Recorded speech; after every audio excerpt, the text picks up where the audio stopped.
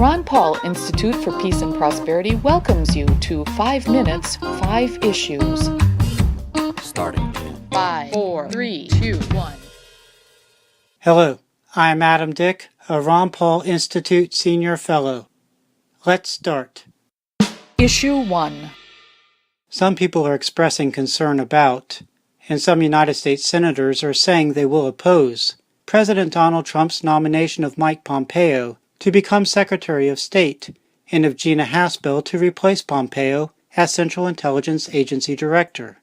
Some things concerning to peace supporters are Pompeo having talked up overthrowing the North Korea government and the U.S. military attacking Iran.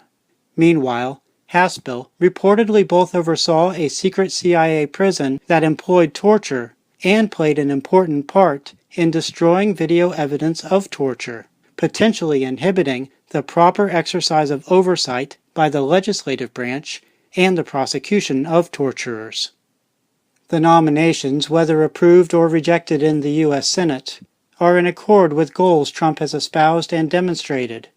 In his presidential campaign, Trump praised torture that took place during the George W. Bush administration, and said he thought it did not go far enough.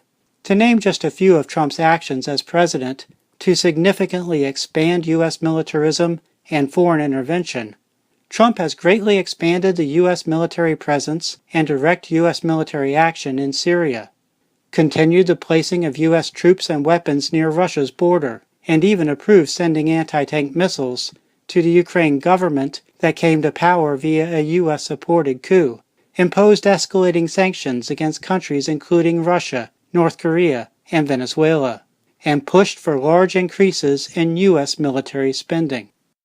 Issue 2. It was interesting seeing government schools across America this week accept and encourage students walking out of classes, and even leaving school campuses, to demonstrate in favor of limiting Americans' ability to legally possess guns. Many of these schools normally enforce strict truancy policies.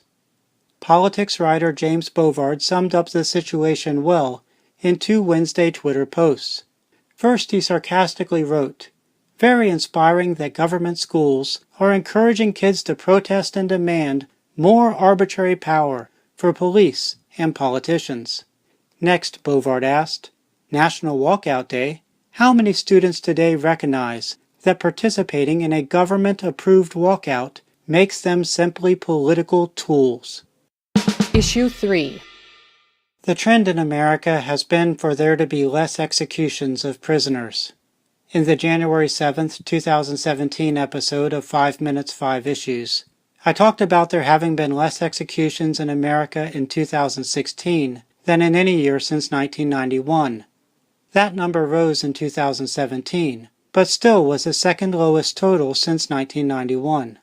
Despite the trend, President Trump has recently suggested publicly that some people should be executed for being involved in the illegal drugs trade.